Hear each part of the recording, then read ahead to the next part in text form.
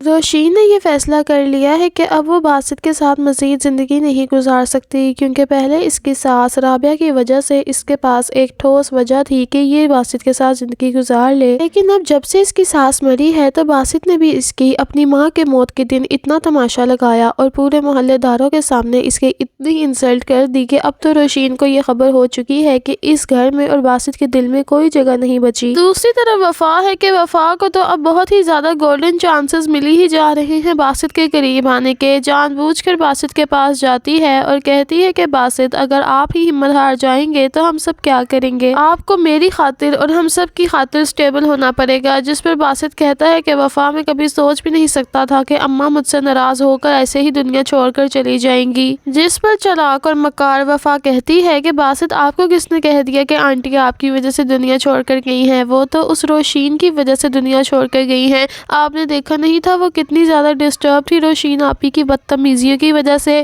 اس لیے تو آپ کو بات بات پر کہتی تھی کہ آپ ان کو گھر واپس لے آئیں۔ جس پر باسط بھی اتنا کانوں کا کچا ہے کہ اس کو اپنی آنکھوں دیکھی کوئی بات نظر نہیں آتی اور نہ ہی کانوں سے سنی کوئی بات سمجھ آتی ہے، بلکہ اس کو تو صرف وہی دکھائی اور سنائی دیتا ہے جو لوگ اس کے کان میں دکھاتے ہیں۔ اوپر سے وفا کی باتوں پر یقین کر لیتا ہے اور اب وہ بھی یہ بات کرنے لگ گیا ہے کہ روشین ہی قصوروار ہے اس کی ماں کی۔ دوسری طرف روشین بہت ہی زیادہ گھبرا گئی ہے اپنے گھر واپس جا کر اور اپنے باپ سے اور ماں سے یہ بات کرتی ہے کہ میں اب اپنی دونوں بیٹیاں منال اور مشال کو مزید وہاں پر نہیں رہنے دے سکتی۔ جس پر اس کے باپ نے یہ فیصلہ کر لیا ہے کہ ہم کسٹڈی لیں گے ان دونوں بچیوں کی اور لگے ہاتھوں اب تمہارے لیے خلا کا بھی ہم کیس فائل کریں گے، کیونکہ میں نہیں چاہتا کہ اب تم وہاں پر واپس جاؤ، کیونکہ باسط نے تو موو آن کر لیا ہے، اب تم وہاں جا کر کیا کرو گی؟ جس پر روشین دل ہی دل میں صدمے میں آ جاتی ہے، کیونکہ اس نے تو باسط کے ساتھ سچی محبت کی تھی، باسط نے ہی بے وفائی اور دھوکہ دے دیا روشین کو۔ روشین کہتی ہے کہ ڈیڈ، میں طلاق نہیں لینا چاہتی، میں صرف اپنی بچیاں حاصل کرنا چاہتی ہوں، میں ان بچیوں کے ساتھ ہی پوری زندگی گزار لوں گی اور باسط کے نام پر بھی بیٹھی رہوں گی۔ لیکن اس کا باپ کہتا ہے بیٹا، میں ایسے نہیں ہونے دوں گا،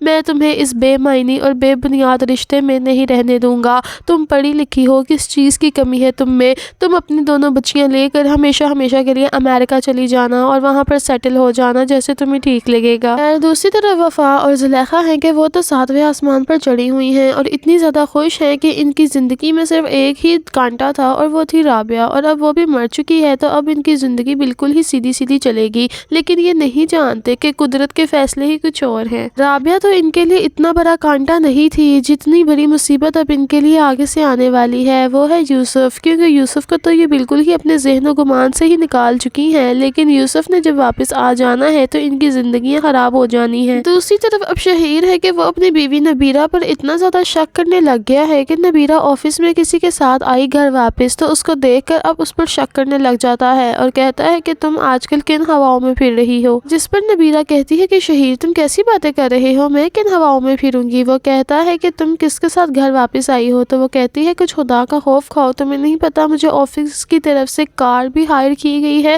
جس میں آؤں گی اور جاؤں گی اور یہ تم سب جانتے ہو؟ جس پر شہیر کہتا ہے میں کچھ بھی نہیں جانتا، تم نے کار لینے سے انکار کیوں نہیں کیا؟ کیونکہ تم جانتی ہو نا کہ میں تمہارے ساتھ آتا جاتا ہوں، تمہاری تو ناک کٹ جاتی ہوگی چھوٹی سی گاڑی میں آتے جاتے وقت، ویسے بھی تمہارا غرور اور تکبر نظر آ ہی رہا ہے شکل سے۔ یعنی کہ شہیر تو اتنا زیادہ بدتمیزی کرتا ہے نبیرہ سے، یہ وہی نبیرہ ہے جس کے لیے یہ دیکھتا تھا تو اس کا دن چڑھتا تھا، نبیرہ کو دیکھتا تھا تو اس کی انسان سے چلتی تھی، اب وہی نبیرہ ہے جس کو دیکھ کر شہیر اتنا غصے میں پاگل ہوا پھرتا ہے۔ ابھی یہ باتیں کر ہی رہے ہوتے ہیں کہ نبیرہ بیچاری اتنا زور سے چیختی ہے، چلاتی ہے کہ ایک دم سے اس کے سر میں درد ہونے لگ جاتا ہے، نبیرہ کو چکر آتا ہے اور وہ زمین پر گر جاتی ہے۔ شہیر نبیرہ کو دیکھ کر بہت ہی زیادہ شاکڈ ہو جاتا ہے اور فوراً سے اس کے منہ پر پانی ڈالتا ہے، لیکن نبیرہ کو ہوش نہیں آتی اور پھر بھاگ بھاگ کر اس کو ہاسپٹل ایمرجنسی میں لے جاتا ہے۔ ہاسپٹل جب یہ لوگ جاتے ہیں تو بہت ہی زیادہ گھبرائے ہوتے ہیں، ڈاکٹر واپس آتی ہے تو بتاتی ہے کہ نبیرہ تو ایکسپیکٹ کر رہی ہے، یعنی کہ نبیرہ ماں بننے والی ہے۔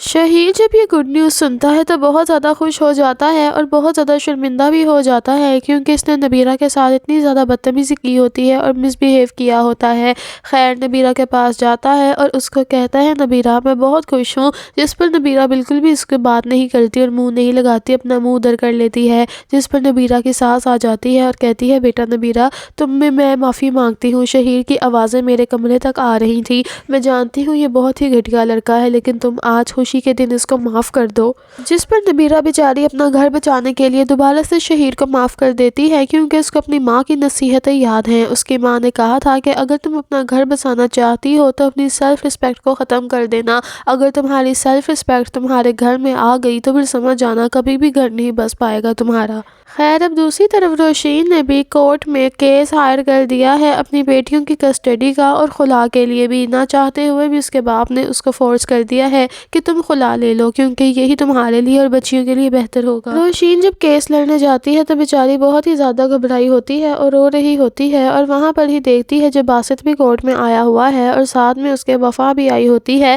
تو روشین پھر سے ان دونوں کو دیکھ کر آگے بڑھ جاتی ہے کیونکہ اس کو نظر آ رہا ہوتا ہے کہ اب روشین کی جگہ تو اس 2 ٹکے کی لڑکی نے لے لی ہے۔ خیر دوسری طرف یوسف کا تو خیال آیا ہی نہیں کسی کو کہ یوسف کہاں چلا گیا، آخرکار کیا وجہ بنی جو یوسف اتنا عرصہ نظر نہیں آیا، نہ کال کی وفا کو اور نہ ہی اپنی شکل دکھائی۔ دراصل یوسف جو کہ دبئی گیا ہوا تھا، دبئی میں اس کو اریسٹ کر لیا گیا تھا اور اس کو 6 مہینے کی سزا سنائی گئی تھی۔ ان 6 مہینوں میں نہ تو اس نے کسی سے رابطہ کیا اور نہ ہی کسی سے مل پایا کیونکہ یہ وہاں پر پکڑا گیا تھا اور اس کا انہوں نے ویزا بھی کینسل کر کے دوبارہ پاکستان بھیج دیا ہے۔ اب یوسف پاکستان آتے کے ساتھ ہی وفا سے رابطے کی کوشش کرتا ہے لیکن رابطہ ہو ہی نہیں پاتا کیونکہ وفا کا نمبر مسلسل آف جا رہا ہے اور پھر جب وہ دوسرے نمبر سے فون کرتا ہے تو پھر بھی نہیں کال لگتی۔ اب یوسف جاتا ہے باسط کے گھر میں کیونکہ وہ تو باسط کے گھر میں ہی وفا کو اور اس کی ماں زلیخا کو چھوڑ کر گیا تھا۔ یوسف جب جاتا ہے اس گھر میں تو پھر گیٹ کیپر کو کہتا ہے کہ وفا کو بلا، مجھے اس سے بات کرنی ہے، جس پر گیٹ کیپر کہتا ہے وفا بی بی تو باہر گئی ہوئی ہے باسط صاحب کے ساتھ۔ تو وہ کہتا ہے باسط کے ساتھ کہاں گئی ہے، یونیورسٹی گئی ہے کیا؟ تو پھر گیٹ کیپر کہتا ہے ارے نہیں وہ تو یونیورسٹی نہیں جاتی، وہ آئی تھنک شاپنگ پر گئے ہیں ڈرائیور کے ساتھ کیونکہ اب ان دونوں کی شادی ہو گئی ہے نا،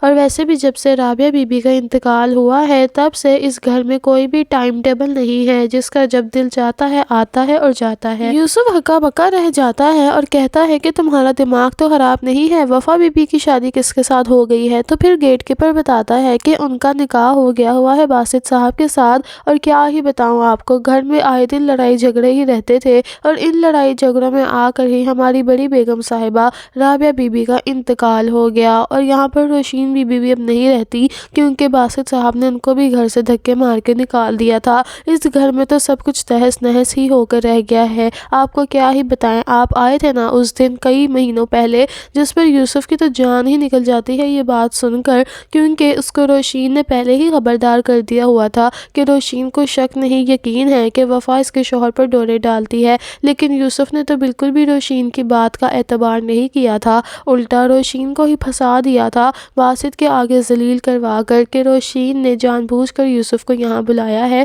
تاکہ یوسف وفا کو ذلیل و خوار کر دے۔ لیکن اب یوسف کو اس بات کی سمجھ آ چکی ہے کہ اس نے جو روشین کے ساتھ کیا تھا اس کی سزا تو اس کو مل چکی ہے۔ وفا جیسی ایک شاطر اور سانپ صفت عورت پر اس کو بھروسہ کرنا ہی نہیں چاہیے تھا۔ خیر ناظرین، اس ڈرامہ سیریل کی بس چند ہی ایپیسوڈز رہ گئی ہیں، آنے والی سیکنڈ